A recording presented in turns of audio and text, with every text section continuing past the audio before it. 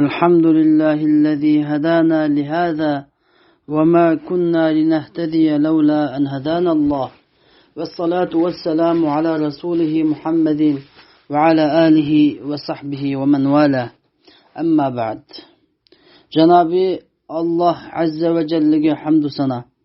Peygamberimiz Muhammed Mustafa sallallahu aleyhi ve sellemge duayı salam yollap boğandan keyin maqsadga kelsak, bugun so'zlamoqchi bo'lganimiz Baqara surasining xotimasi bo'lgan 284-oyatdan 286-oyatlargacha bo'lgan oyatlarning tafsiri.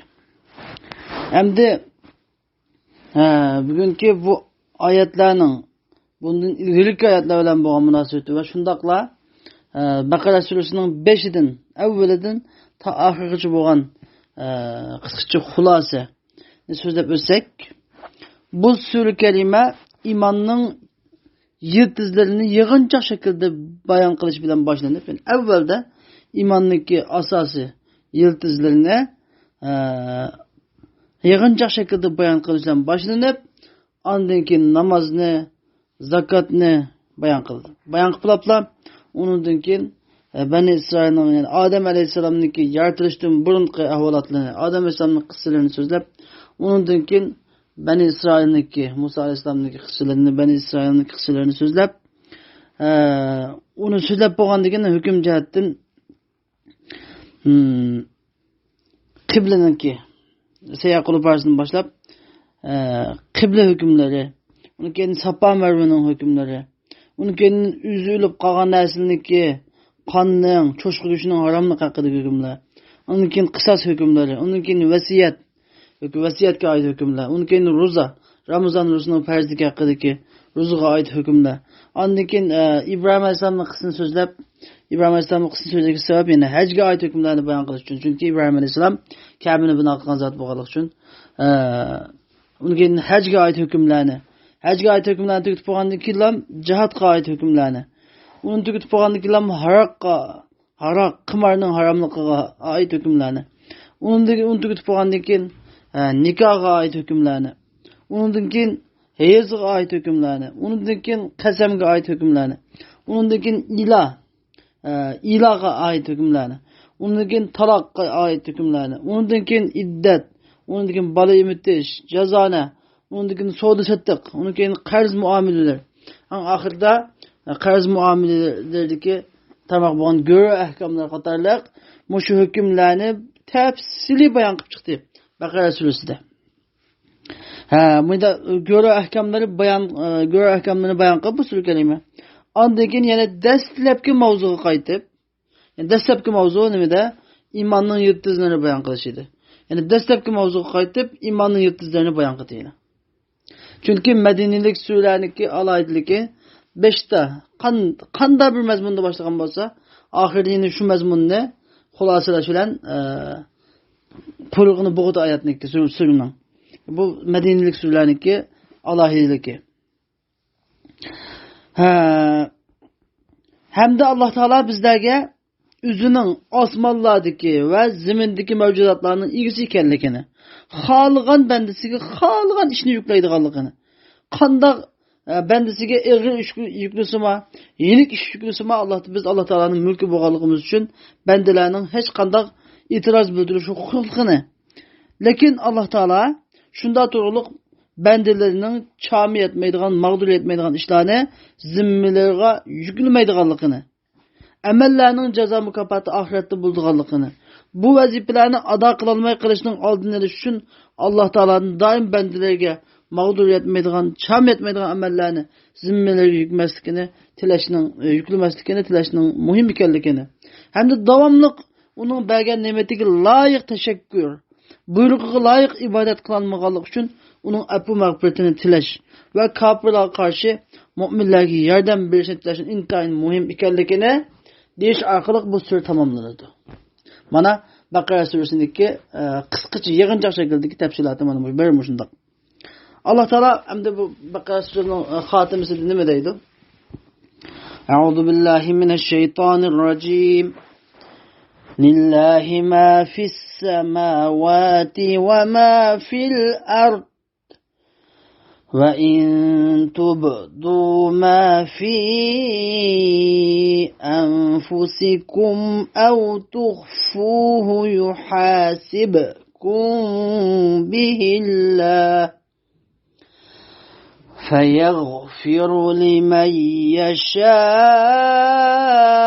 وَيُعَذِّبُ مَن يَشَاءُ وَاللَّهُ عَلَى كُلِّ شَيْءٍ قَدِيرٌ. Sadaqallahul azim. Bu ayet kelimenin tefsiri Allah Teala deydi ki Lillahi ma fis semavati ve ma fil ard. Asmallardaki ve zimindeki nerseler yani mevcudatlarının hemmesi lillah degan bir Allah'ındır. Yani o Allah Subhanahu ve Teala asmallardaki nerselerinin ve zimindeki nerselerinin ilgisi Allah Teala. İlgisidir. Ve o asmal zimindeki nerselerinin hemmisinin haberi vardır. Hemmisinin vakıf. Hemmisinin haberi var Allah Teala'nın. Ve in tubdu ma fi anfusikum ev tuhfuhu yuhasibukum bihillah. Eğer sizler köngülüňlardaki nersini aşkar kılsanlar yoki uni mahfi kılsanlar Allah onunğa sizlerden hesap aladı. Endi Allah Teala'nın berdiki ve in tubdu ev tuhfu degan ma ikki söz. Tubdu, tuhfu degan ma ikki sözün arasında Nimbat Arap tilidagi balagat qoidasida intibaq yani qarama-qarshi so'zlik uslub bor. Endi bu so'zdan nima foyda chiqadi? Yani tubdu deb oshkor qilsanglar, maxfiy qilsanglar degan ikki qarama-qarshi tutdim qarama-qarshi so'zni bir yerga kelib nima mazmunni ifodalaydi desa, buning ifodalaydigan mazmuni bo'lsa, Alloh taolaning ilmi hamma holatini, mahluqotning hamma holatini qo'shib olgan. Yani İştigen ya aşkar butu ya mahfi butu. Aşkar boğanımı bilse, mahfi boğanımı bilse, bunun çıkıdığın gep, Allah Teala hemmini bildiğin gep. Allah Teala bilmeydiğin hiç kandak bir alet yok diyen gep. Köngüldükünü bilse, taladükünü bildiğin gep, Allah Teala hemmini bildi. Şunun için sile aşkar anladı mı, mahfi anladı mı, bir Rabbinizin kokap şıkılanlar diyen bu mesela. Endi yani bu ayet-i kerimenin tefsiri eğer sizler köngülüňlardaki yamanlıkni aşkar kılsaňlar yoki u yamanlıkni mahfi kılsaňlar yani aşkar kılmasaňlar köngülüňe egelsaňlar fa innallaha ya'lemu Allah Teala onu bile durdu ve yuhasibukum alayhi ve onun binaen yani şu qilgan köngülüňlarga ekelgen yamanlykka yoki aşkar kılgan yamanlykka binaen sizlerden hesap aladı. فَيَغْفِرُ لِمَنْ يَشَاءُ وَيُعَذِّبُ مَنْ يَشَاءُ وَاللّٰهُ عَلَى كُلِّ شَيْءٍ قَدِيرٌ. Allah Teala halıgan kişi andın, Allah Teala halıgan kişiyi mağfiret kılıdı ve halıgan kişini azaplaydı. Allah Teala her şeye kadirdir. Yani Allah Teala'nın bir ayeti ki يَغْفِرُ يُعَذِّبُ diyen sözü mukarrı karşı söz. يَغْفِرُ يُعَذِّبُ diyen yerine mağfiret kılıdı. Azaplaydı degan ikki so'zdagi chiqadigan ma'no, bu qarama-qarshi qilimdan chiqadigan ma'no nima deganda Alloh taolaning har shayga qudratini, xolisi mag'firat qiladi aytgan, xolisi azoblar aytgan qudrati degan, ya'ni har shayga qodir degan gap. Uni keladigan mushu hukmni Alloh taolo vallohu ala kulli shay'in qodir deb o'zi tafsir qilib berdi. Ya'ni ma'nosi oyat karimaning ma'nosi xohlagan kishidan o'tib o'tadi, xohlagan kishini jazolaydi. Alloh taolo har shayga qodir. Allah Teala qilgan ishidan sual so'roq tortilmaydi, balki mahluqotlar sual so'roq tortiladi. Endi biz bu oyat karimaning qisqacha ma'nosini deb aytib bo'ldik. Endi bu oyat karimaniki ba'zi tadqiqotiga, bu oyat karimadan chiqadigan cho'nqur mazmunlarga cho'kib o'taylik. Avvalan biz bu oyat karimaniki tush sababi qarashimiz kerak. Chunki nas degan nas degan gap, ya'ni Qur'oni Karimning nima uchun kelgan bu sözlükçünün haqiqiy muddaası nima uchun, nima sabab ekanligini bilish. Chunki sababi nuzul mush Qur'oni Karimdagi haqiqiy muddaasini tushunishdagi eng muhim sabablarning, eng muhim vasıtalarının biri. İmam Buxari o'zining sahih sanadi bilan rivoyat qilib, Marwan al-Asfardan rivoyat. Marwan al-Asfar degan tabi'i Rasululloh sallallohu alayhi vasallam sahobalaridan bir odamdan rivoyat qilgan. Marwan al-Asfar deydi, men buni Abdullah ibn Umar radhiyallohu anhu ekan deb gumon qilaman deydi. Abdullah ibn Umar radhiyallohu anhu degan in tubdu ma fi anfusikum aw tukhfuhu. Alloh taolaning va in tubdu ma fi anfusikum aw tukhfuhu degan qavlini undan keyingi la yukellifullohu nafsan illa wus'aha degan oyati mansub qilgan degan Imom Buxorining rivoyati. Endi Imom Ahmad Abu Hurayra radhiyallohu anhu rivoyat qilgan bir hadisda Abu Hurayra radhiyallohu anhu deydi, Rasululloh sallallohu alayhi vasallamga lillahi ma fis samawati va fil ardi degan bu oyat oxirigacha nozil bo'lgan vaqtida bu oyat Rasululloh sallallohu alayhi vasallamning ashablariga qattiq ig'ir keldi. Ig'ir kelib bular Rasululloh sallallohu alayhi vasallamning yoniga kelib hammasi yukinib o'tirib dediki, ya Rasululloh, biz davomli amallardan bizning mag'durimiz yetadigan amallarga buyurilatdik. Masalan, namoz, roza, jihad, sadaqa degandek. Endi sana bir oyat, bu oyat nozil bo'ldi. Bu oyatga biz taqat keltirmayotganmiz. Ya'ni sizlar ko'ngilingizga kelgan yomonlikni oshkor qilsanglarmi, oshkor qilmay ko'ngilingni saqlasanglarmi, sizni Alloh taolo hisob tortilsin degandikin, biz ko'nglimizga yomonlikni akirishdan biz saqlab turamidi. Buni biz taqat keltirmayotganmiz deb sahobalar Rasulullohning yoniga keldi. Shunda degan vaqtida Rasululloh sallallohu alayhi vasallam dediki: "Aturiduna an taqulu kama qala ahlul kitabayn min qablikum sami'na wa asayna?" Ya'ni sizlardan ilgari o'tgan ikki kitob ahli Yahud Nasrolar degandek demakchimi sizlarmi? Ular sami'na va asayna degan, ya'ni oyatni Baqara surasining 5da deb o'tgan yana. Sami'na va asayna degan ular biz gapini angladik, sana asi bo'ldik degan ular. Sizlar mana shunday demakchimi? Bal qulu sami'na va ata'na ghufranaka rabbana va ilaykal masir. Balki sizlar unda demay, dangdiki biz Rabbimizningki so'zini angladik va ata'na va uni itoat qildik. Parvardigorimiz sening mag'firatini tilaymiz. Qaytadigan joy sen tarafga doğru deb ma gapni dangla deb payg'ambar sollallohu shunday dedi. Shuning bilan sahobalar sami'na va ata'na ghufranaka rabbana va ilaykal masir degan mush gapni hammasi qalbida qarar oldirib va ularning tillari mush oyat ko'ndi mush gapga. Sami'na va qachon mush oyatni o'qisa beski yuhasibukum billahi degan oyatni o'qisa sami'na va ata'na ghufranaka rabbana va ilaykal masir deb sallamlar deb hammasi bu oyatga bo'ysunib itoatmanlik bilan tudi. Alloh taolo o oyatni shuning keynidilam va tuvandiki amanar rasulu bima unzila ilayhi min robbi val mu'minun degan oyatni nozil qildi. Alloh taologa bularning bu holati azib ketib Alloh taolo amanar rasulu bima unzila ilayhi min robbi val mu'minun degan oyatni oxirigacha buni nozil qildi. Shuning bilan sahobalar hammasi shu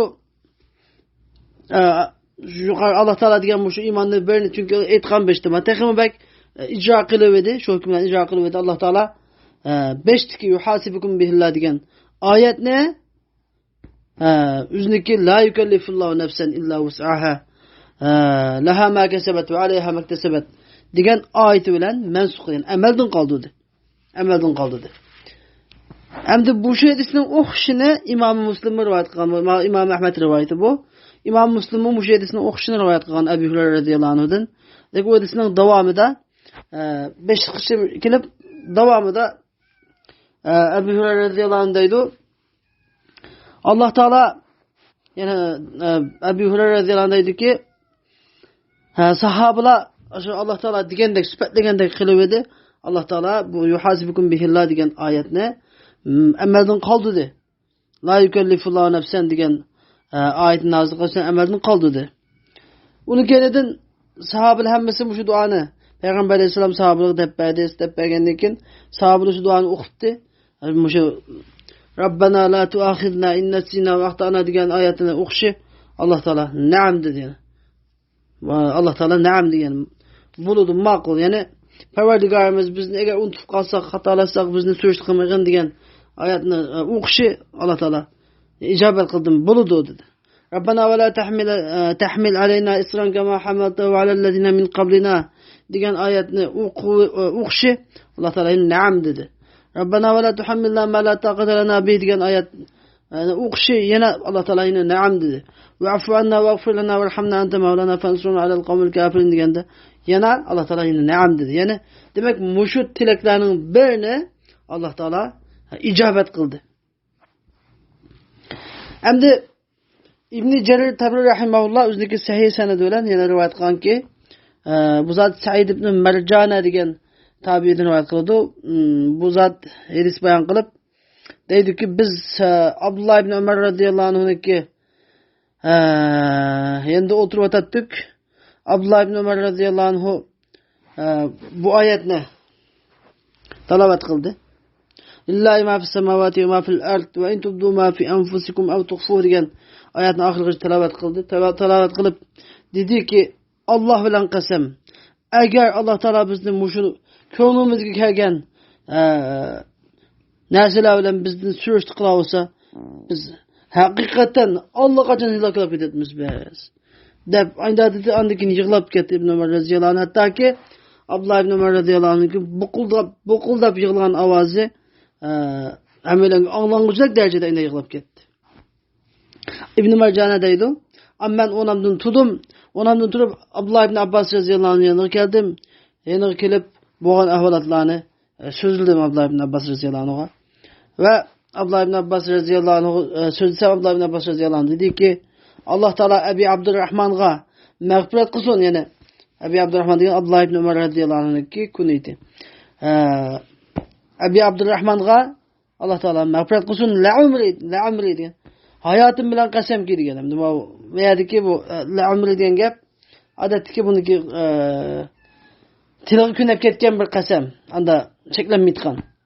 Andan cheklanmaydigan bir qasam sahobalarga qo'llanadi. Qasam niyat qilinmaydigan bakach qasamlardan.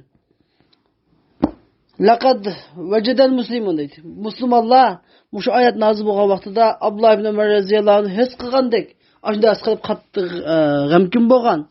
Alloh taolo undan keyin la yukallifullohu nafsan illa wus'aha degan oyatni Alloh taolo nozil qilgan. Suraning oxirigacha shu oyatni nozil qildi.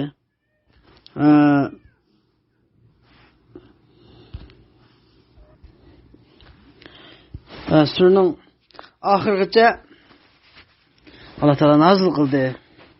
Ibn Abbas radhiyallohu anhu deydi. Mana mushu vasvasa, ya'ni qalbga, ya'ni agar ko'ngilga kelgan narsani oshkor qilsanglar yoki yushursanglar degan bu vasvasa edi. Bu vasvasa musulmonlarniki kuchi, toqati yetmaydigan narsalarning qatoridan edi. Va bu amr, ya'ni bu ish Alloh taolo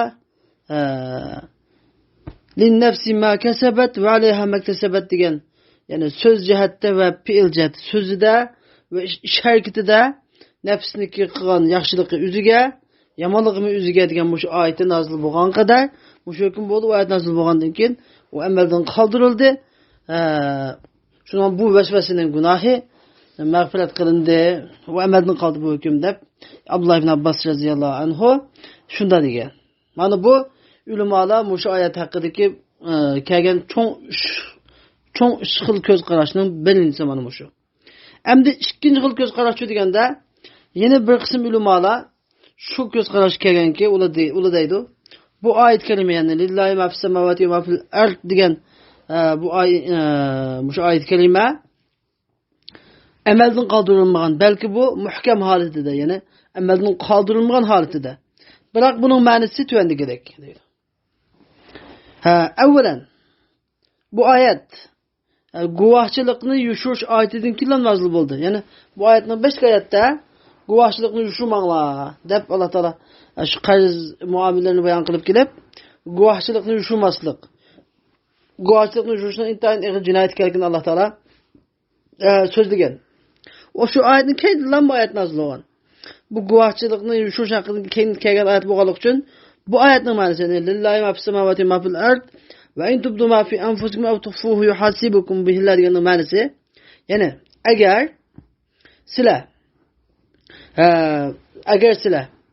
sizlar biladigan, sizlar biladigan guvohchilikni, yani mol egasining haqqiga bo'lgan guvohchilikni sizlar uni yushib qo'yib, uni demay, balki siz inkor qilib, tinib, men uqmayman buni degan gapni oshkor qilsanglar, yoki ash guvohchilikni digini unimay yushib olsanglar qalbingizda. Ko'ngilni yushib olsanglar, bilib turib biz gap sukut qilib, guvohchilikni bilib turib guvohchilik bergan. Unutmasanglar, Alloh Taala ashuning bilan sizdan hisob oladi degan bo'ldi buning ma'nosi. Bu oyat karimaning ma'nosi ashuning bilan hisob oladi degan bo'ldi. Shuning bilan bu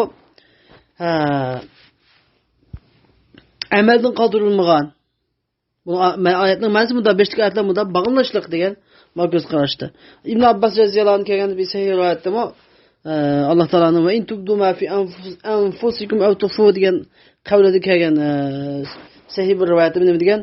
Bu shu guvohchilikni yushirish haqida.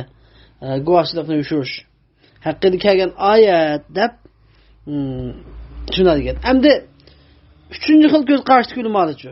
Buningda 3-chi xil ko'z qarashlik ulamalar deganki, bu oyat kalima bo'lsa, ya'ni agar ko'ngilga kelgan narsani oshkor qilsanglarmi yoki yushsanglarmi Xudoyning hisob ati degan bu oyat kalima bo'lsa, Alloh azza va jalladan bo'lgan bir e'lon bu. Bandalarga bildirib qo'ygan cho'ng bir e'lon. O'zining bandalarga nima deb bildirib qo'ymoqchi Alloh taolo? Ya'ni ularniki qo'llari qilgan, a'zolari qilgan va hattoki o'zining ko'nglida paydo qilgan narsaga o'zi amal qilmagan lekin ko'ngilda paydo qilgan, qalblari qilgan amallarga hammaga uniki surishti qilinganligini. Bu oyat bo'lsa muhkam, ya'ni amaldan qoldirilmagan ekanligini. Va Alloh taolaning o'z xalqidan ularniki qilgan hamma ishidan hisob oladiganligini.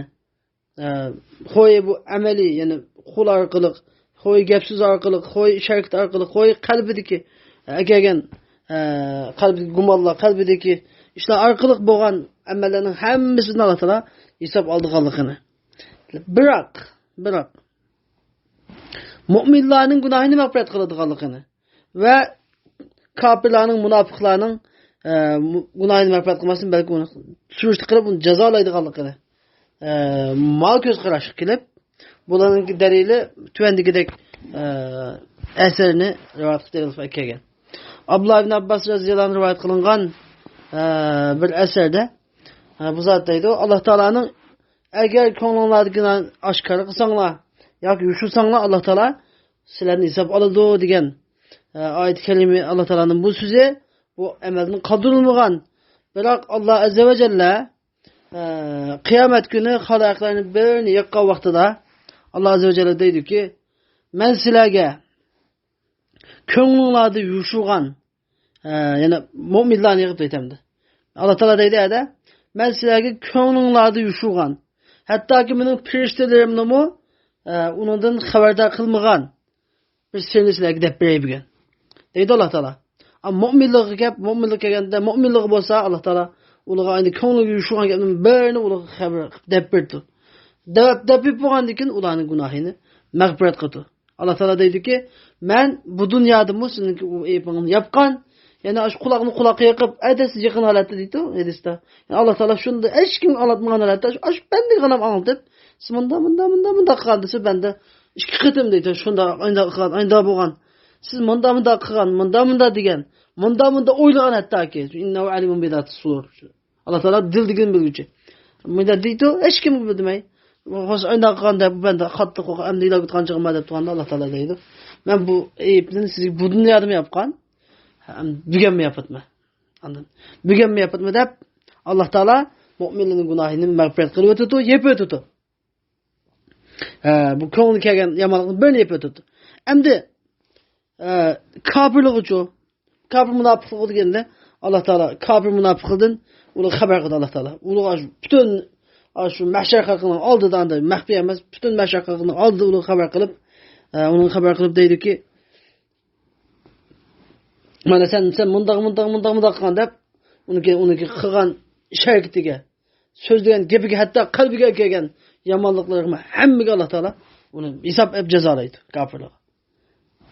Degan Abdullah ibn Abbas roziyallohu anhuga shu asarni dalil qilib, mana bu Allah Teala inde hesap aladı ki on kelgen yamanlıktan hesap aladı lekin mu'min musulmonlig'i mag'firat qilib o'tadi, kechirib o'tadi. Kafir munofiqning qalbidagi shak masalan, munofiqning qalbidagi nima edi? Shak.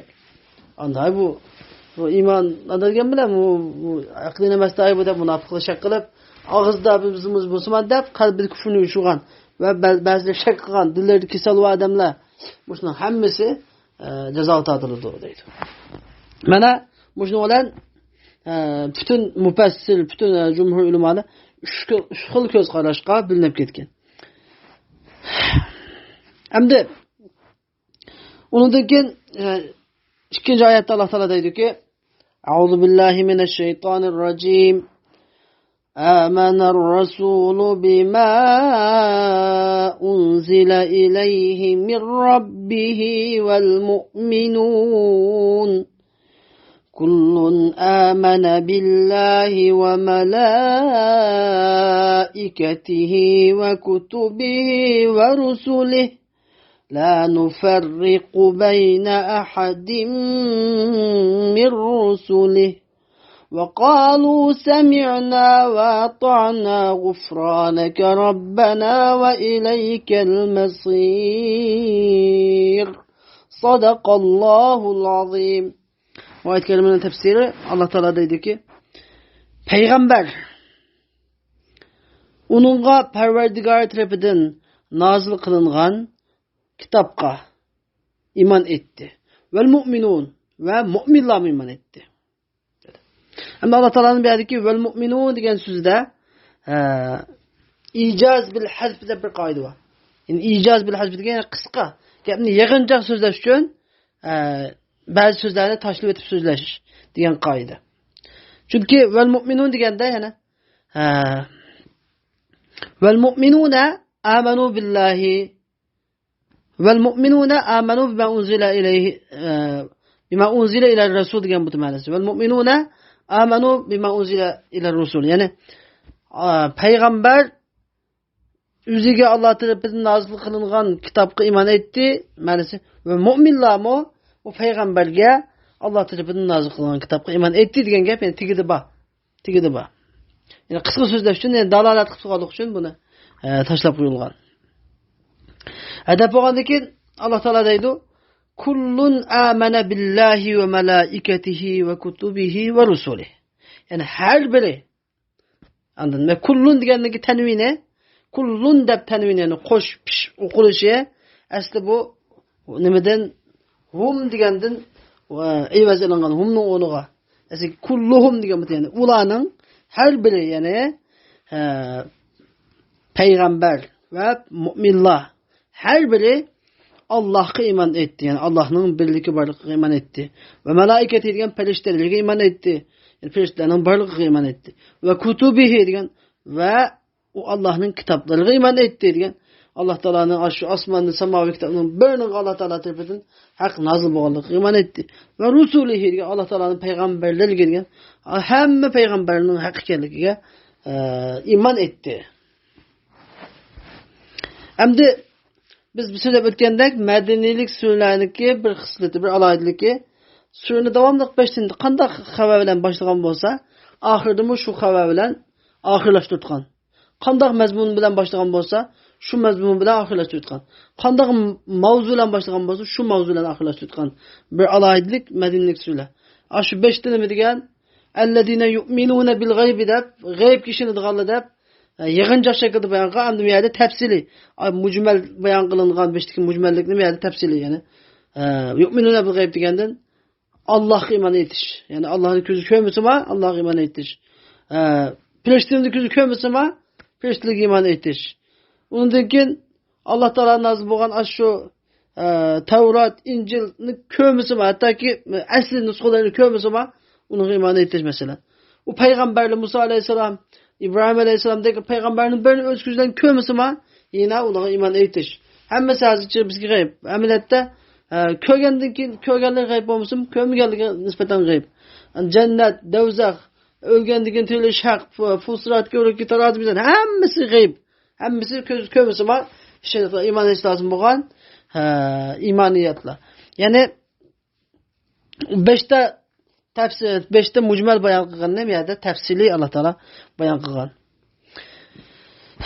Hamda undan keyin Alloh taolo la nufarriqu bayna ahadin min rusulihi dedi. Hamda bu Alloh taoloning ma'suzi itnab deb ataladi. Balogat qancha itnab degan ya'ni uzun so'zlash. Bir işte alayda bir farqni chiqarish uchun uzun so'zlash. Alloh taolo va rusulihi deb bo'lgandan keyin Allohning payg'ambarligiga iymon etdi degandan keyin biz Allah'ın peygamberlerinin içinden hiç kimni ayırıp koymaymayız degan ma'suzini ta'kid qilib akamizning bu demişqa aytib qo'yishning sababi yani bu ümmet Resulullah'niki sahabeleri Resulullah ve sahabeleri bu Resulullah'ın ümmetleri ilgili çıkan ümmetke o'xshamaydigan yana bir tarafı Musa Aleyhisselam'ın ümmetleri Peygamber Aleyhisselam'ı inkar kıldı.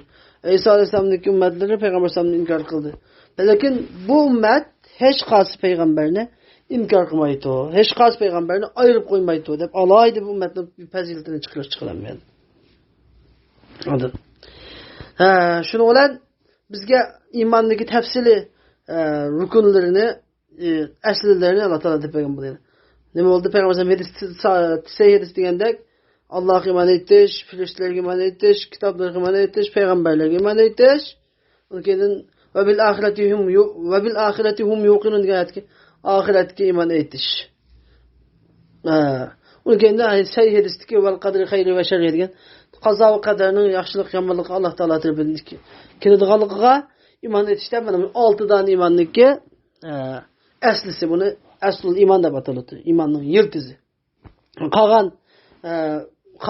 iymonning hammasi iymon deb qilinganning hammasi iymonning shoxchalari deb ataladi.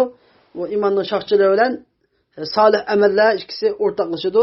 Lekin iymonning yiltizi bu amallar bilan nima degani a'zolar bilan aloqasi bu uni qalbda bo'ladi. Masalan 6 dan iymonniki yiltizi qalbda bo'ladi. Bu til orqali tasdiqlanadi. Qalbda muqarrarlashadi. Anladın? Muşu iman haqiqiy cın iman bo'lsa, unidan şaxşılar ünüp, muşu yiltizdan qolgan Peygamber sallam imanning 72 dona şaxçısı var degan şaxçılar, yani 70 necha dona şaxçısı var degan şaxçılar, ünüp chiqib imanning ta'sirini al hayo minal iman dedi Peygamber sallam. Hayo qilish degan qalbdagi muşu 6 iman şaxta atgandan keyin, şaxlgandan keyin chiqadigan bir şaxça masalan.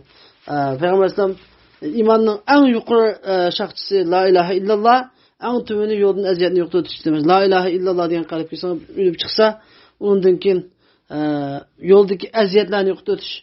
En tüven derecesi dedi mesela. Aynı şahçıyla ünüp çıkıyordu. Bir neticede 70 netice şahça, muş 6 tane yıldızın üstü hep çıkıyor hem de. İmam Beyhaqi maksus Şuabul İman de bir kitap yazıp çıkan. Şuabul İman de imanlı şahçıları da bir kitap yazıp çıkan. Muşu imanlı şahçısı qanchadan şahçısı var deb. İbn Hajar Asqalani 79 ga apalgan imanlı şahçılarını tabi birdan-birini yazıp tizimlab 79 ga apalgan. Hem de bunu inşallah bu keyingi bir dersde so'zlab bitamiz tafsili. Bazı dersimizga kelib kelaydi. Şunun için hem de yani ular iman etdi deb la nufarriqu bayna ahadin min rusuli yani Allah taolo deydi. Ular iman etib bunda dedi. La nufarriqu bayna ahadin min rusuli dedi. Biz hech qanday payg'ambarni ayirib qo'ymaymiz dedi deydi. Undan keyin vaqalu va yana ular dedi. Vaqalu sami'na va ata'na ghufranika rabbana va ilaykal masir. Ular iman etib islam qolmasdan balki payg'ambar sallam dangla deganda dedi qayna. Biz sami'na degan angladik. Yani Allah taolo Rabbimizniki so'zini angladik va ata'na degan va itoat qildik. Ufranika Rabbana Parvardigarimiz sening mag'firatingni tiladik va ilaykel masir. Hammamiz sening tarafingga qaytamiz. Degan mushu gapni dedi ular deydi Alloh taolo. Yani sening da'vatingga biz ijobat qildik. Seniki farmoningga itoat qildik. Ey Alloh sendan mag'firatingni tilaymiz. Sening qilgan gunohlarimizga mag'firatingni tilaymiz. Yalg'iz sanga hammamiz qaytadigan joy hammamizniki en akıbetli bardigan joyimiz yalnız sağlamdır deb muşu duanı muşu sözlerini onu dedi deb Allah Taala Peygamber İslam'dan ve onun sahabelerden qattiq razı bo'lganligini bildirib ayetni nazil qildi. Undan keyin Allah Taala abeshtiki hisob oladi degan birinchi xil ko'z qarashdiki hisob oladi degan oyatni amadin qoldirib bu tuvandagi bu oyatni nozil qildi. A'udhu billahi minash shaytonir rojim. لا يكلف الله نفسا إلا وسعها لها ما كسبت وعليها ما اكتسبت ربنا لا تؤاخذنا إن نسينا أو أخطأنا ربنا ولا تحمل علينا إصرا كما حملته على الذين من قبلنا ربنا ولا تحملنا ما لا طاقة لنا به واعف عنا واغفر لنا وارحمنا أنت مولانا فانصرنا على القوم الكافرين صدق الله العظيم. Bu ayet-i kerimenin tefsiri La yukellifullahu nefsen illa vus'aha. Allah hech qandaq bir nefsni degan, hech qanday bir shaxsni demakchi. Nefs degandan uch xil ma'nosi bo'lib, bir nefs degan shaxs, ya'ni o'z degan ma'no bildirsa, yana bir ma'nosi jon, ruh, jon degan ma'no bildirsa, yana bir ma'nosi ko'ngil degan ma'no bildirdi.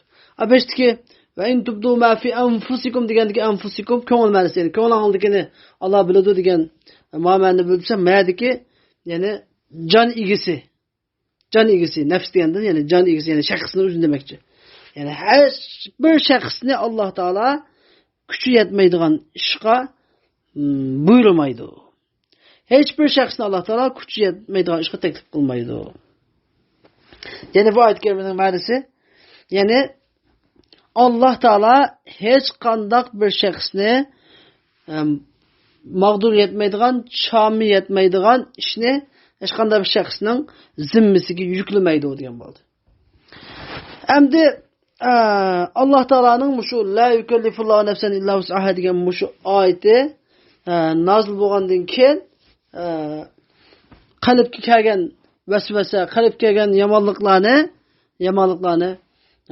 Alloh taolo hisob oladi degan oyatning amaldan qoldirilib, qalbga kelgan yomonlikni Alloh taolo hisob so'ramaydiganligi, unga nisbatan surishti qilinmaydiganligi bu ma'lum bo'lgan.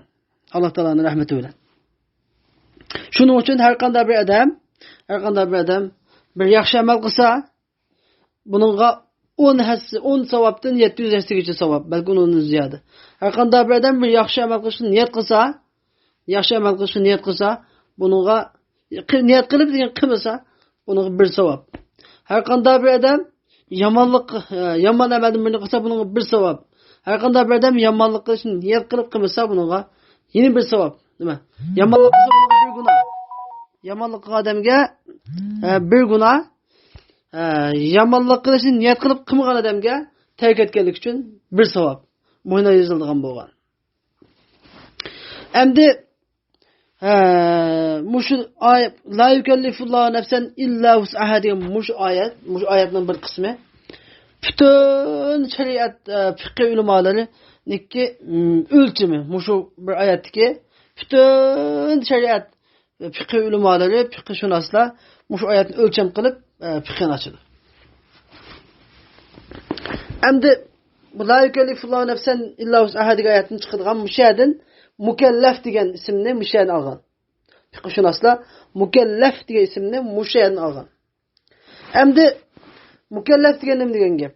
Mukallaf degan gap xuddi bizniki vatanda chaqda masjidlarniki ishkin oldiga Qur'onga yetmaganlar mashkirishga ruxsat yo'q, diniy faoliyatga qatnashishga ruxsat yo'q deb Xitoylarni yozib qo'yadi. 18 yosh to'lmaganlar demakchi ularning maqsadida. Endi shariatda qattiq oladigan Qur'onga yetish va shariatda Qur'onga yetdi deyilsa, ya'ni uning gadiniga shariatning hukmlari hammasi vojib bo'ladigan. Agar bu Qur'onga yetmadi deyilganda uning gadiniga vojib bo'lmaydigan bir holat va bu holat bo'lsa, arabchada mukallaf deb ataladi. Uyg'urchada Qur'onga yetgan holat, ya'ni shariatda qattiq olingan Qur'onga yetgan holat. Xo'sh, endi biz bu mukallaf deganniki qanday o'zi mukallaf bo'lganligini qisqacha so'zlab o'taylik. mukallaf bo'lish uchun ya'ni shariatdagi taklifotlarniki buni to'g'ri kelish uchun ikki dona shart bor. Endi bu yerda eskartishga tegishli bir ish bor.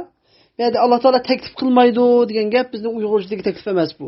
Uyg'urchada taklif qilish degan gap bir yerga taklif qilsa, ba'zi bu agar zo'r chiqib qolsa, ba'zi bu ham adatdagi bir talab endi bu. Lekin bu taklif degan ma'lum bir mas'uliyatni ma'lum bir shaxsniki zimmasiga yuklash degan bu. Buni qilmay amal yo'q. Bu buruch o'ti buni, buruch, vazifa, majburiyat o'ti joqda. Unda qutlanmaydigan, uni qilmay butunlay uni amal yo'q holat. Mushuni o'zini taklif deb ataydi arabchadagi taklifning uyg'urcha ma'nosi shu anda. Endi bu bunda mukallaf bo'lish uchun qancha shart bor? Ikki shart bor. Birinchi shart mukallaf bo'lish uchun şu taklif Alloh taolaniki taklifini tushunishga qodir bo'lish. Alloh taolo birinchi sharti mukallaf bo'lishning mukallafning birinchi sharti Alloh taolaning taklifini tushunishga qodir bo'lish. Endi bu Alloh taolaning taklifini tushunishga qodir bo'lish degan nima orqali bo'ladi desa, bu aql orqali bo'ladi.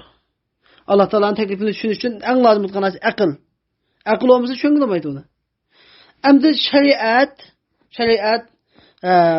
mushu aql degan bu bir hukm narsa, hukmga oid narsa bo'lganligi uchun, ya'ni sizimga oid narsa emas. Buni aqlni ko'z bilan ko'rgila olmaydi, qo'l bilan tutqila olmaydi, quloq bilan anglig'ila olmaydi, buni bilan purg'ila olmaydi, og'iz bilan tetig'ila olmaydi. Bu ya'ni sizimga oid narsa emas.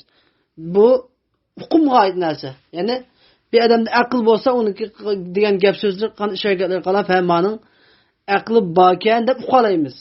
Bunu uqalaydigan bir hukm.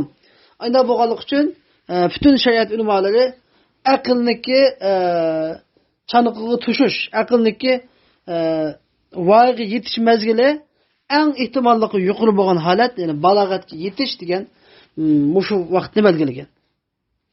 Aql degan ham ko'zdan ko'rib olmagandan keyin buni uqul o'tgan narsa bo'lganda qachon bu aqlga keldi deymiz, ya'ni balog'atga yetsa, har qanday bir bola ehtilam bo'lsa, balog'atga yetsa, mana mushu buniki aqlga to'shqan vaqti deb shuni belgilagan.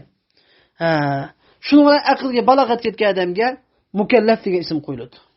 Balog'at ketgan musulmonga mukallaf degan ism qo'yiladi. Buning bilan endi mushu gapimizga bilan masalan sarang, aqlsiz sarang. Aqlni biz dedik, shariatning taklifini tushunishga qodir bo'lishniki eng muhim aql dedikmi? Sarang mukallaf emas. Sarangga shariatniki hukmlari zimmasiga yuklanmaydi. Kichik bola, ya'ni balog'atga yetmagan kichik bola, narsida kichik bola, o'smirlar buni mukallaf emas. Shariatniki ahkomlari buning zimmasiga yuklanmaydi. Nima ish qilganda? Chunki bu sarang bilan kichik bolada aql yo'q. Aql bo'lmaganlik uchun. Va shuningdek butunlay bexabar, ya'ni shariatning hukmlaridan hech xabar yo'q, anglamagan bexabarlar. Uxlab qolgan odam edi. Uxlab qolgan odamning aqli yo'q chunki. Uxlab qolgan odamning aqli yo'q. Va masning aqli yo'q. Mas mukallaf emas. Endi jumhurlarning ko'z qarashida. Lekin Imom Azam Abu Hanifa rahimahullohning ko'z qarashida mas mukallaf. Nimishqa masalan bu oddiy misol olsak, masdan birisi ayolni taloq qilib qolgan 3 mazhabdagilar taloq tushmaydi, masdan taloq tushmaydi desa, Imom Azam Abu Hanifa rahimahulloh tushirdi deydi. Imom Azam demakchi o'g'ini masdan aqli demakchi emas. Imom Azam demakchi o'g'ini Alloh taolo bu haroqni harom qilgandan bu nimishqa ichida bu haroqni. Chunki buni jazolash, siyosat qilish uchun shunga haroq ichishni haromligini texmi qattiq ta'kidlash uchun mast holatda taloqsan taloqni tushirdi deymiz deb mojihatdan tushirdi degan. Hargizmi masning aqli va shunga tushirdi demakchi emas Imom Azam rahimahulloh. Endi demak mana mushu biz yuqorida so'zlab o'tganlardan nima qilingan? Bular shariatning taklifi ko'tarilgan. Mushu ko'z qarashga haqida payg'ambar sollallohu alayhi vasallam nima degan masalan? Rufi'al qalamu an thalatha. An-na'imu hatta yastayqiz. Va 'anil sabiyyi hatta yahtalim. Va 'anil majnuni hatta ya'qil. Ya'ni payg'ambar sollallohu alayhi vasallam nima degan? Qalam 3 narsadan ko'tarildi. Uxlug'uchi taki uyg'onganga qadar, uxlag'uchidan qalam ko'tarildi. Narsididan toki ihtilom bo'lgan qadar bundan qalam ko'tarildi. Sarangdan toki aqlga kelganga qadar bundan qalam ko'tarildi. Ya'ni bu 3 xil narsaga hammaga buniki payg'ambar sallallohu deyishga 3 xil narsaning aqli yo'q. Uxlab qolgan odamda aqli yo'q. Uxlab qolgan odam nima qilganda uxmaydi. Unda aqlni kontrol qilish shunda qobiliyat uchoqda yo'q. Kichik bola toki bir balog'atga yetib bo'lgunchalarga kichik bola uning aqli yo'q. Sarangda cho'y deganda sarangda aqli yo'q hammadan biladi. Demak bular ya'ni mukallaf emas degan gap chiqadi. Payg'ambar alayhisalom yana bir hadisda "Man nama an salatin aw nasiyaha falyusalliha idza zakaraha fa inna zalika waqtuha" degan hadis masalan. Kimki bir namozni o'qimay uxlab qolibdi. Bir namozni o'qimaydigan gap, ya'ni uxlab qolib bir namozning vaqti chiqib qolibdi demakchi. Yoki u namozni unutib qolibdi. Huddi esidan chiqib qolibdi u namoz. Ana bo'lsa falyusalliha idza zakaraha deydi. Qachon shu namoz esiga tushgan hamon, qachon uyg'ongan hamon, qachon shu namoz esiga tushgan hamon uni o'qisin. Chunki shu namozning vaqtidir, ya'ni u uyda ketib qazo qilib o'qimaydi emas, darhol shu joyda o'qisin. Payg'ambar mushahid ismi nima ko'rsatdi?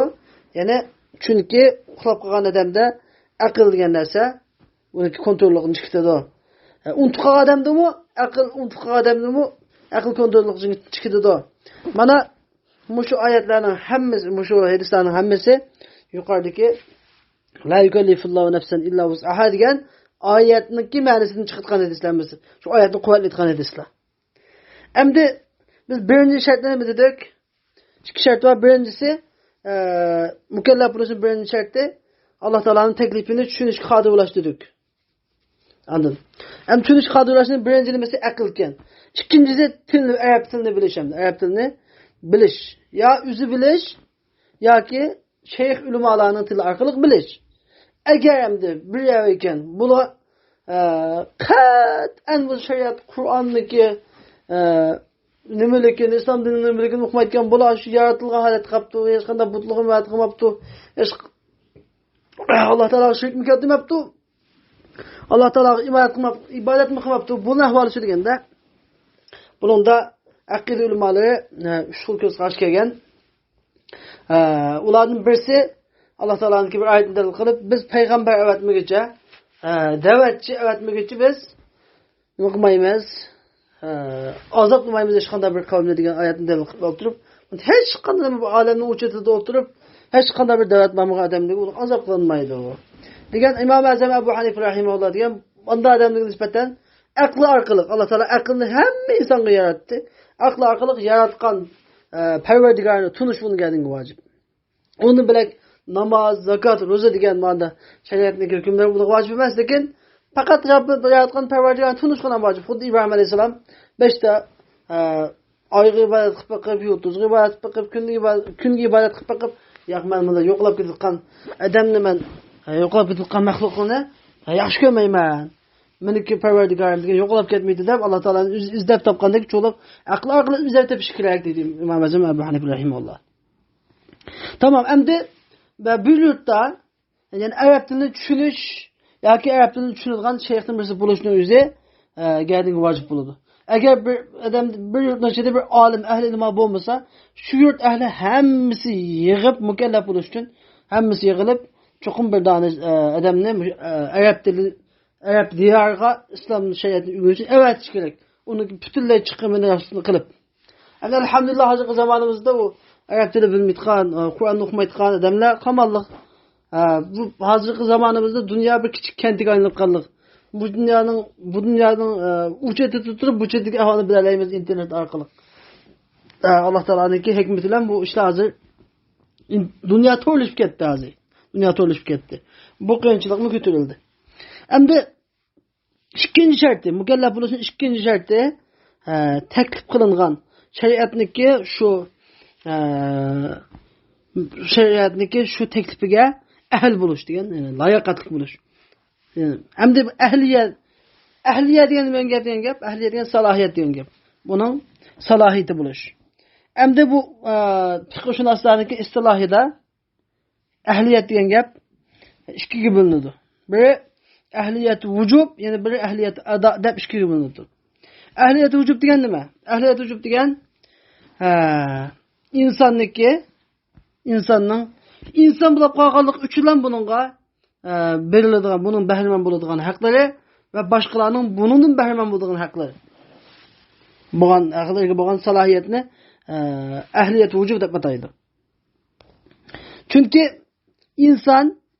inson bo'lib tug'ilib qolganlik uchun onasining qo'sqig'iga turadimi inson bo'lib buniki bahramand bo'lgan haqlari, buni yashashdan bahramand bo'lish haqqi bor. Buni tushugizib olsa gunohkor bo'ladi. Buni tushugizib qilolmaydi. Buni qo'saqdagi turalmadan bir qo'ng'ib tepib bir ayolniki qo'sqig'iga tepib tushugizib olsa odam turiydi uni. Ma turalmagan, chunki turalmadan kimi yashash nimasi bor? Yashash huquqi bor. U qo'y musulmon bo'lsin, kofir bo'lsin, insonlar bo'lib qoldi. Hayvon bo'lmay inson bo'lganlik uchun buniki bahramand bo'lgan haqlari bor va boshqalarning buningdan bahramand bo'lgan haqlari bor. Shuning uchun hozirgi masalan dunyoda masalan inson haqlari tashkiloti deb bir tashkilotni qo'yilganligini. Bu shu sababdan qo'yilgan. Chunki bu haq hammalarga am bu. Kofir bo'lamdi, musulmon bo'lamdi, cho'ng bo'lamdi, kichik bo'lamdi, hammalarning boshqa bir kofirning birini jang maydonida emas, kofirning birini da'vat qilmay turiblar. Jang maydonida emas holatga kelib o'ltirib qolmaydi. Lekin bu hayvonotlarda yo'q, ma haq, ma huquq, nima yo'q, hayvonotlarda yo'q. Masalan, men qo'yning birini suyab o'tib yevatsam, u qo'yning aksiya o'ksikiblam, voy, meniki bitqin o'tib yevatdi, meni o'tsa deb nima, shikoyat qilolmaydi. Shikoyat qilolmaydi. Lekin kofirni meni men o'tib qo'ysam, kofir shikoyat qiladi. Kofirni meni o'tib qilolmaydi, bakaga. Masalan, kofirning narsini yeva qilolmaydi masalan. Musulmonlikni yeva qilolmaydi, kofirning narsini haqsiz yo'lidan ilib yeva qilolmaydi, chunki uning haqqi bor. Alloh taolo yaratgan hammalarni am yaratgan, chunki biz Alloh taolo qo'ygan nima deydi? Osmon zamindagi narsani birini insonning manfaati uchun yaratdik deydi. Andın insonniki inson bo'lganligi odam bolasi bo'lib qolganligi sababli foydalanayotgan bir necha huquqlar. Bu birinchisi. İkincisi deganda ahliyat ada, ya'ni ahliyat vujub emas, ahliyat ada, ya'ni ada salohiyati. Ada qilish, ya'ni shariatniki hukmlarini ada qilish salohiyati. Bu qanday salohiyat deganda inson ma salohiyat bilan insonniki gap so'zlari, harakatlari shariatda qato qilinadi. Shuning bilan insonning qilgan gap so'zidan, qilgan ish harakatidan bunda bir necha hukmlar kelib chiqadi. Masalan, inson namoz o'qisa, masalan, shariat masalan namoz o'qisa, ro'za tutsa, haj qilsa va shuningdek har qanday bir vojibni qilsa, bu insonning gadindan shu bir vojib saqit bo'ladigan holatning o'zi va shundaqla har qanday o'zining boshqasi bir jinoyat o'tkazsa, bir odamning joniga zarar yetkazibdi yoki miliga zarar yetkazibdi yoki obro'ga zarar yetkazibdi. Bunday holatda biz jinoyat o'tkazsa, shu jinoyat bilan bu surishti qilinadigan, uningga badaniy va moli jihatdan unga jazo beriladigan. Bu shunday holatning o'zini hozir bizning demoqchi bo'lgan dal mukallaf degan kamil mukallaf deb atalishlik sharti mana shu. Bunday holat nima? Mukallaf deb ataladigan holat. Birinchi holat nima? Butunlay inson bog'liq uchun bor. Bu butun inson topiladi. Lekin ikkinchi shart, eng muhim bo'lgan shart, balog'atga yetganda inson musulmon bo'lganda, balog'atga yetganda, aqli joyida bo'lganda, buni kendidan shu vujud qiladigan shart shunday bo'lgan vaqtida buni qilgan amal ibodati shariat inovatga ilinadigan, har qanday jinoyat o'tkazsa, bunga jazo kesiladigan, savob ishlasa, buni savob qildingiz, galingizni vojib ado bo'ldi deyiladigan holat mana shu. Shunday holatni deb ataladi, mukallaf deb ataladi. Bunday holatni mukallaf deb ataladi. Endi mukallaf deganni tushunib bitib bo'lgan bo'lsak, endi butunlay fiqhning hukmi mana shu mukallaf degan shu hukm bo'yicha mangadi va butunlay fiqhniki shariatning hukmi insonniki kuchi yetmaydigan ishga shariat buyurmoqlik.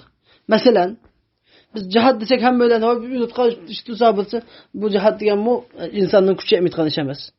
Chunki din uch narsani ko'rgan asosda. Birinchi darurat, ikkinchi hojat, uchinchi tahsiniyat deb üç narsani uchun cho'ylanmadi. İnsan uchun eng zo'r bo'lgan narsa. İkinci insanın ihtiyacı olan narsa. Üçüncü insandaki güzellik narsaları. Dep üç narsa yo'llanmadi. Eng zo'r bo'lgan narsa nima? İnsan uchun eng zo'r bo'lgan narsa 5 narsa var. Eng zo'r bo'lgan narsa uchun eng birinchi zo'r bo'lgan narsa din. İkinci zo'r bo'lgan narsa can. İkinci zo'r bo'lgan narsa can. Birinchi zo'r bo'lgan narsa din, ikinci zo'r bo'lgan narsa can. Endi masalan bir adamniki dini bilan jinni saqlashga to'g'ri kelsa, din uchun jinni berish kerak. Chunki din eng zo'r narsa. Eng zo'r narsa. Bu dinni uchun agar biz jinni saqlaymasak, din qo'ldan ketadigan holat bo'lsa, din uchun jonni berish kerak. Mana shunda bo'lganligi shuning uchun bu jonni berish degan gap insonning qo'ldan kelmaydi qilish emas. İnson qilayotgan ish. İnsonning qo'ldan kelmaydigan hech qanday bir ishga Alloh taolo insonning buyrug'ini yo'q. Buyrug'ini yo'q. Masalanga bir adam Alloh taolo va la ta'kulu mimma lam yuzkar ismulloh alayhi dedi. Alloh taoloning ismi tilga ilinmagan bir narsani yemanglar desa, ya'ni bir adam qasdan Alloh taoloning musulmon nisbatan Alloh taoloning ismini qasdan tark etmesdan belki unutib qolib tark etib o'tib salgan bo'lsa bir malni, bu uningga halol, yesi bo'ladi. Unutib qolganlik sababidan. Bir adam tertib namoz o'qilab, voy tertib namoz o'qitmayman deb isi kelib, isi kelgan aman nima ish qilish kerak? Endi tertib unutib qolib o'qitmayman namozim hisob bo'lsin demaydi. Tertilib bilak namoz o'qish kerak. Bu yerda bilak qilimiz kelish kerak. Bu nima ishqa? Mal o'tgan unutib qolsa, u halol bo'laveradi. Lekin unutib qolib namoz o'qishib, bilak tertib bilak o'qishib qolmadi hisob bo'lmadi desa, mishadim Alloh taolo la yukallifullohu nafsan illa wus'aha degan bu oyati bo'yicha hukm bo'ladi. Chunki bir odam malni o'tib bo'lgandan keyin unutib qolib keyin izga amma desa, u malni o'tirmaydi. Mal bandaniki nima emas, bandaniki maqdurlik ish emas, u malni can ata qilib bilak bo'g'zlamaydi, keyin demaydi. Lekin bir odam tartib namozni o'qib bo'lib, isi kelib qiliblam, tartibni o'qitmaya desa, bu bilak tartilib, bilak namoz o'qishga qoladi. Ikkisiniki o'xshamaydigan tarbi bor. Birisi bandaning maqdurida emas, ya'ni taqtida emas, yana birisi bandaning kuchida yetgan ish. İslam dini bütün hükümler hammasi mushu bo'yicha maqto. Xo'sh, endi Alloh taolo laha ma kasabet ve alayha ma iktasabat dedi. Ya'ni qilgan yaxshiligi har bir nafs egisga qilgan yaxshiligi o'ziga bo'ladi, qilgan yomonligining ziyni o'ziga bo'ladi. Qilgan yaxshiligining foydasi o'ziga, qilgan yomonligining ziyni o'ziga. Deb Alloh taolo meyada ya'ni qilgan yaxshiligi yomonligi deyishidagi oyatdagi la yukallifullohu nafsan davomi bu oyat, ya'ni har qanday odam yaxshi gapni desa, yaxshi gapni qilsa, buning foydasi o'ziga bo'ladi, savob mukofoti o'ziga bo'ladi. Har qanday odam yomon gapni desa yoki yomon ishni qilsa, buning ziyni uvoli o'ziga bo'ladi. Buning jazosi o'ziga bo'ladi. Demak, o'sha bilan qalbiga kelgan yomonlik, qalbiga kelgan gunohliga, qalbida o'ylagan gunoh ishligiga nisbatan buni nima qilmaydi degan bo'ldi. Buningga azoblanmaydi, faqat jazoga tortilmaydi, hisob tortilmaydi. Faqatlam shu qo'li orqali, tili orqali qilgan ish qilgan ham jazo mukofotga tortiladi degan oyat mana o'shadi. Uning davomi. Uni keyin Alloh taolo bizga mu'minlarga hammalarga o'g'it ta'lim qilib, irshod qilib, ya'ni bizni yetaklab o'g'itib nima deydiki, bunda danglar. Robbana la tu'akhizna in nasina aw akhtana.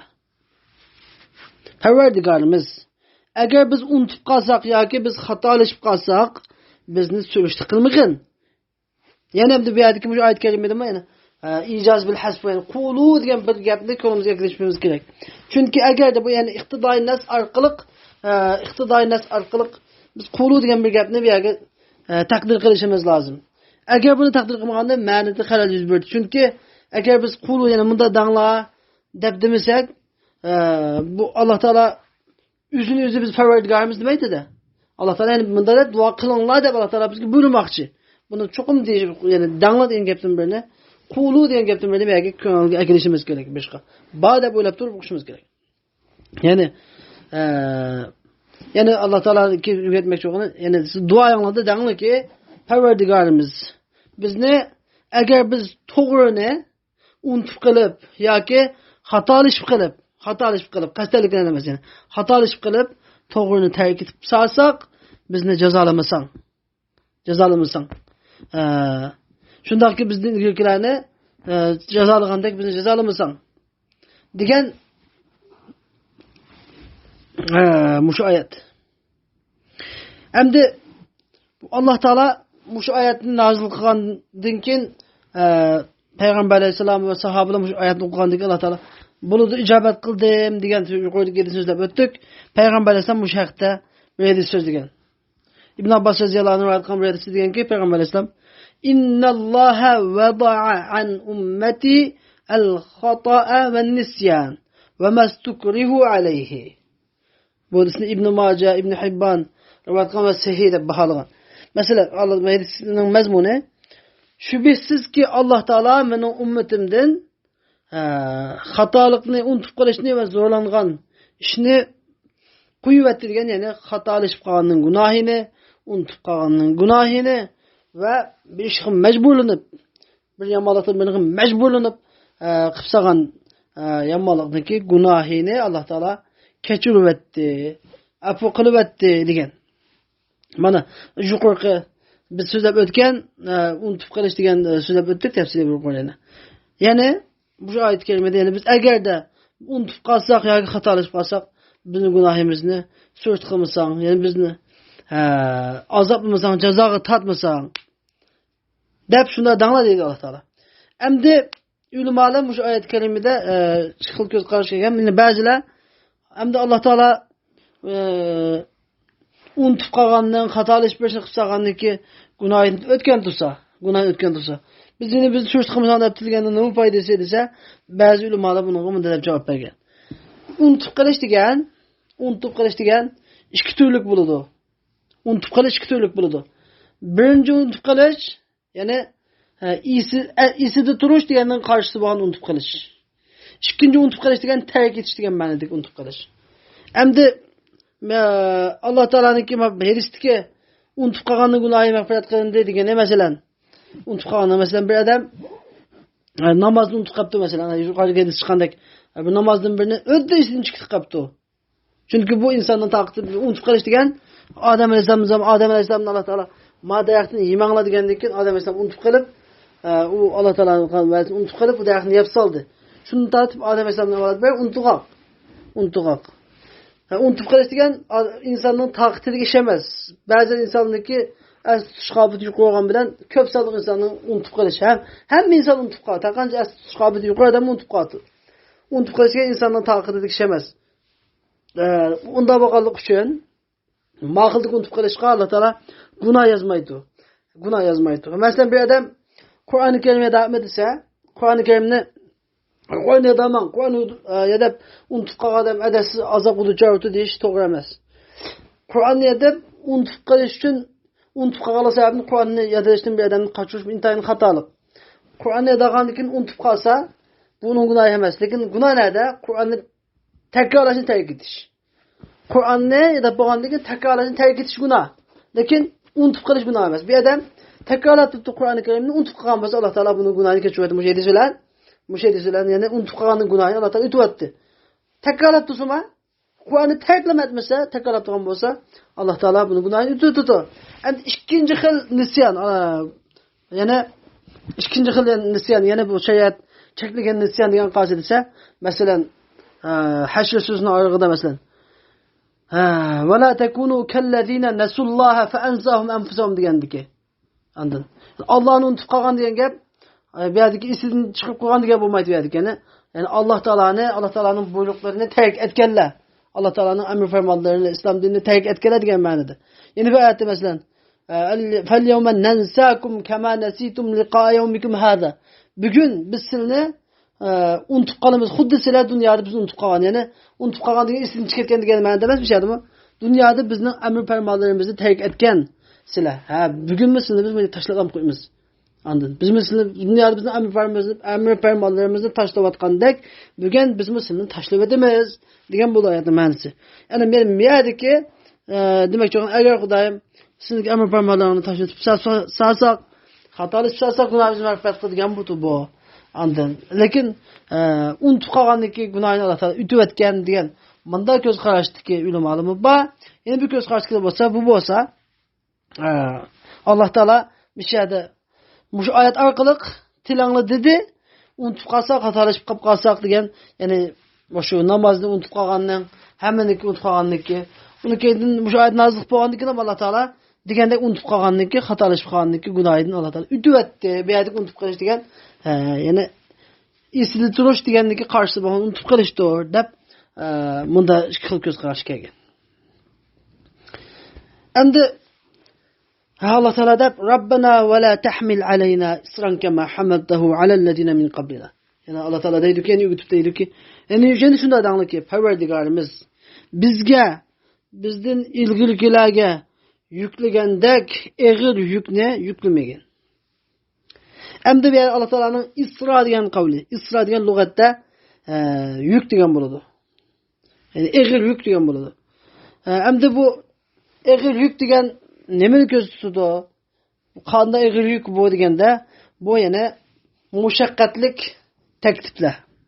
Yani şeriatniki muşakkatlik teklifler. Mesela Ramazan'da kozakını açır buz tutuş degendek, cihatta mesela sıkıcınımız, kınımızın keçiş degendek, her günü 5 vakit namazının vaktida ettiğin namaz bombatını meşit görüp taklık uykunu taşlap okuş degendek.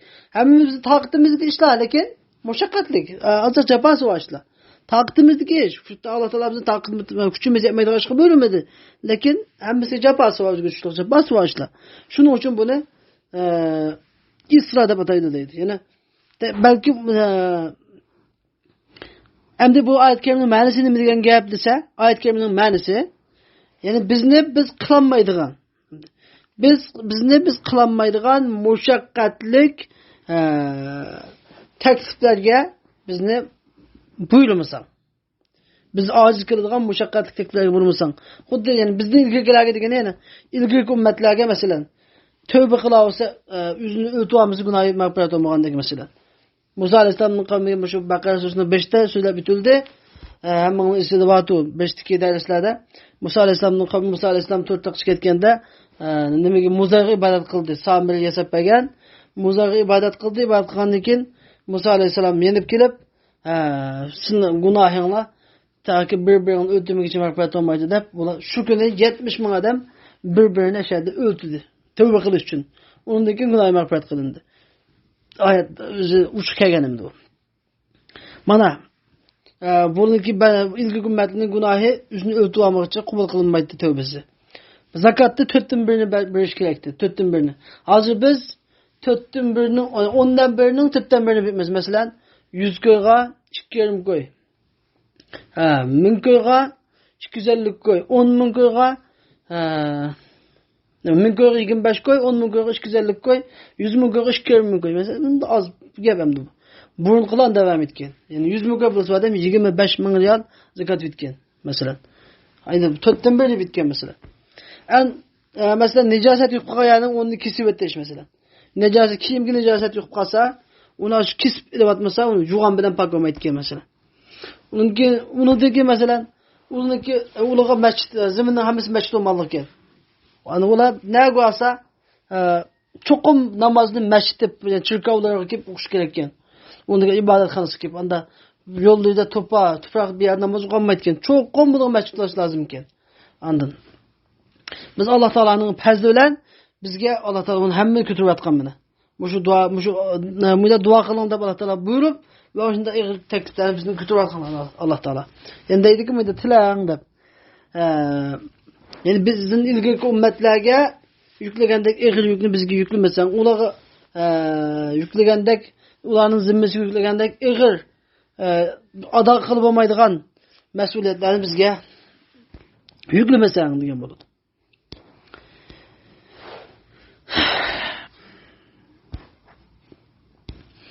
Hamda Alloh taolo unga deb bo'lgandan keyin Rabbana va la tuhammilna ma la taqata lana bi.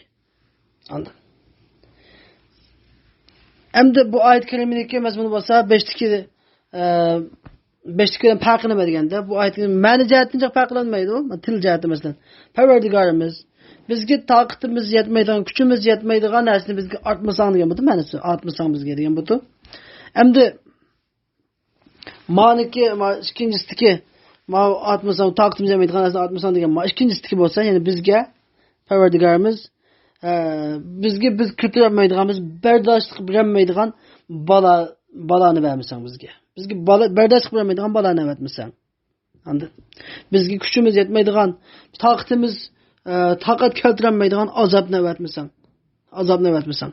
Degan bo'ladi. Mana endi mushu oyat kalimini Alloh taolo biz davomli mush duoni qilinglar deydi Alloh taolo. Biz Uyg'ur xalqiga bu intayin muhim bo'lgan bir duo. Hozir biz Uyg'ur xalqiga biz taqat keltirolmaydigan holatda bir balo kelib qoldi bizga. O'zimizniki xatoligi sababi tufayli, xatoliklar tufayli. Xitoy kommunistning iborat bir ashaddiy dahshatli zolim, dunyo miqyosida ko'rib boqmagan bunda zolim, hattoki bir o'ndimmi zolim bo'lgan Xitoy kommunist kofirlardan birisi. Ning zulm ostida biz hozir qilib qilyapmiz Uyg'ur xalqi. Biz hozir addasi mush duoga bek muhtoj. Rabbana va la tuhammilna ma la taqata lana degan mush duoni davomli qilishga Alloh taolaning bek tilishimizga muhtoj. Har qanday Payg'ambarimiz duo ijobat degan vaqtlarda tahajjud atiylikda sahar kechining oxirgi 3dan birini, ya'ni sahar vaqti tahajjud vaqtlarida kun chiqqiliq oz qolganda, kun tushatgan oz qolganda, her namazda, her farz namazdan keyin, her azan bilan takbirning orasida, ashunda duo ijobat bo'lgan har juma kunlikda, duo ijobat bo'lgan vaqtning hammasida biz mushu Rabbana va la tuhammilna ma la taqata lana degan mush duoni qattiq Alloh taolaning tilishimiz kerak. Va'fu anna waghfir lana warhamna. Alloh taolo deydi-ki, va'fu anna degan Alloh taolo bizni afv qilib etsan, bizni ütüversen, waghfir lana bizning gunohimizni kechirsan, warhamna bizga rahim qilsan. Endi va'fu anna degan gap, ya'ni gunohdan ütib o'tish degan gap ma'nosi. Yani afv qil deymiz, ya'ni gunohdan ütib o'tish. Waghfir lana degan gap gunohni yepish, gunohni o'chirib o'tish, yepib o'tish degan bu. Anladın? Yani bu günahımızı mağfiret kıl diyen gibi günahımızı üçürversen, yamanlıklarımızı yapsan, her şey günü hem halkın adı bizden resva kılmasan diyen budur. Verhamna bir rahmetik, verhamna diyen bizge rahim kılsan, bizge iç ağızsan, bizge şefkat kılsan diyen budur. Ente mevlana fansurna alel kavmil kafirin. Yani bizden sen bolsan, bizden igimizsen, bizden hucayinimizsen, hucumuzsen. Fansurna alel kavmil kafirin. Kafir kavmine karşı bizge nusret ata kılsa.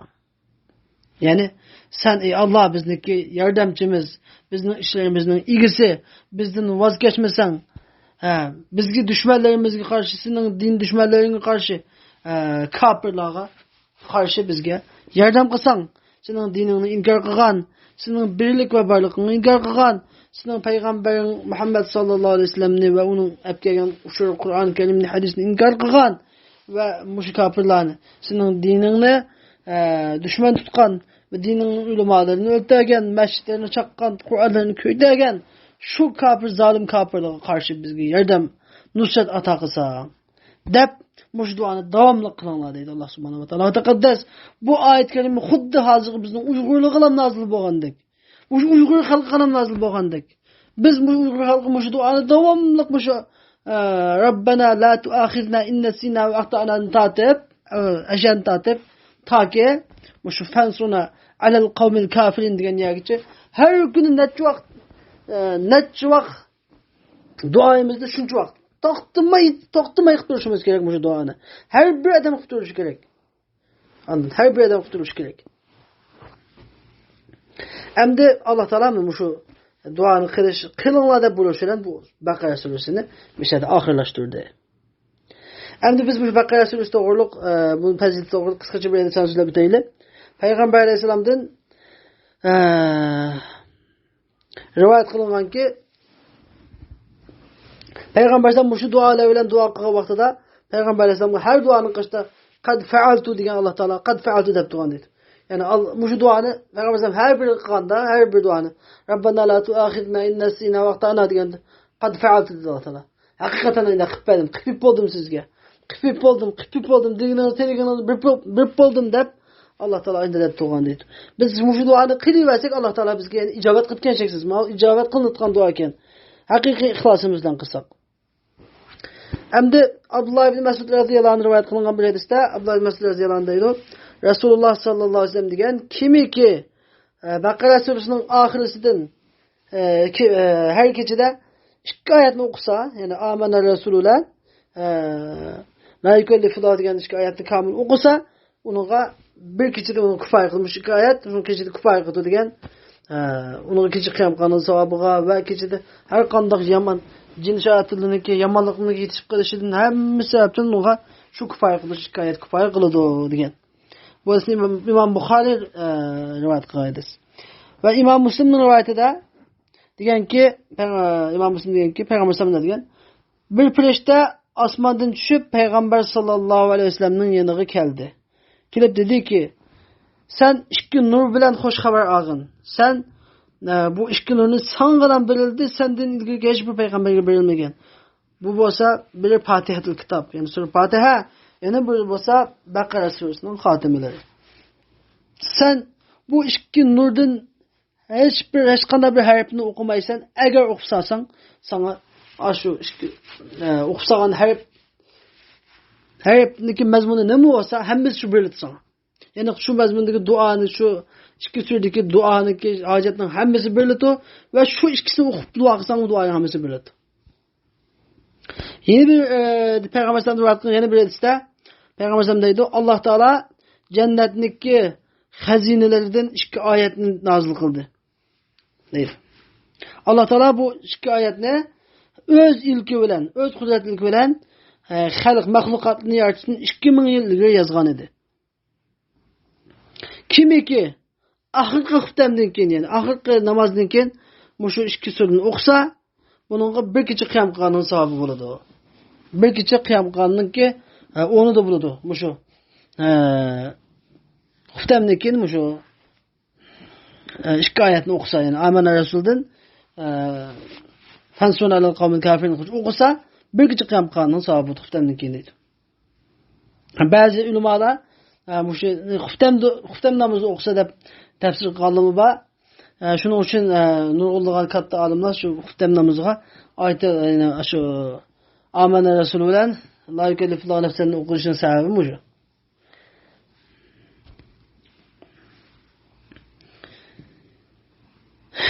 Yana bir hadis Payg'ambar sallallohu alayhi vasallam deganki, kimiki Baqara surasining oxiridan bir kechada 2 oyatni o'qisa, uningga kifoya qiladi. Endi may 7 chiqqan bir hukm Payg'ambar sallallohu Baqara surasidan deb mishada tilga olishida ba'zan ulamolar sura Baqara deyish makruh, sura Baqara deyish makruh. Ana demay balki sura Baqara demay Baqara tilga olinadigan Kala surasi demay Kala tilga olinadigan sura deb deyishing kerak deb aytadigan ulamolar bor. Payg'ambar sallallohu suratul Baqara Kala surasi deb atagan. Shunga suratul Baqara desa hech qanday makruh emas u demoqchi edim. Bunda bir hukm chiqdi. Payg'ambar alayhisalom yana bildirganki, Kala tilga olinadigan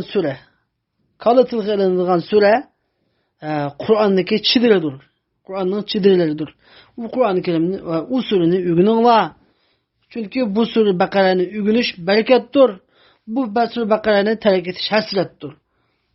Bu sura Baqarani o'rgangan odamga batala hargiz batalaning kuchi yetmaydi dedi. Sahobalar dedi ki, ya Rasulullah, batala degan nima u deganda Payg'ambar sehr dedi. Ya'ni sehrgarlarning kuchi yetmaydi. Sura Baqarani o'rgangan odamga sehrgarning kuchi yetmaydi. Sura Baqarani o'rgangan odamga sehr ta'sir qilmaydi degan Payg'ambar sollallohu alayhi vasallam. Muaz ibn Jabal radhiyallohu anhu qachon shu sura Baqarani o'qib bo'lsigini fansuna lil qawmil kafirin degan aman amin dedi. Shunga fansuna lil qawmil kafirin deganda ham amin deyish sunnat. Çünkü sahabeler Peygamber sallallahu aleyhi ve sellem'in herkes mükemmel bir işte. Mana bu şey kelganda Alloh taoloniki fazli in'ami tevfik bilan bir yildan ko'proq vaqtda Baqara surasining tafsiri mishada oxirlashdi. Alloh taolo hammamizga tevfik, hidayet ata kılsın. Allahümme allimna ma yenfa'una ve enfa'na bima allamtana ve zidna ilma. Allahümme ec'alna minellezine yestemi'unel kavle feyettebi'una ahsana. Hudaya pak parverdigara. Muşu Bakara suresindeki, muşu ahirki muşu dualarının hürmeti ya Rab. Vatanımız Şarkı Türkistan'daki barlık mümin Müslüman, ehli ilmi, qari Kur'an, cemi kırındaşlarımızın şu Xitay komünist, zalim kapırlarının türmelerden, terbiyeleş, ceza lagerlerden, karantinlerden, fitne fasatlardan, azdırışlardan, cemi kıyın kısaklardan qutqatsılar. Ulanı şu kıyın kıstak, şu zulümün karangılıqıdan, hürlük, azatlık, erkinlik, din İslam'ın yorulukluğu çıkırıp bəsle ya Rabbil Alemin.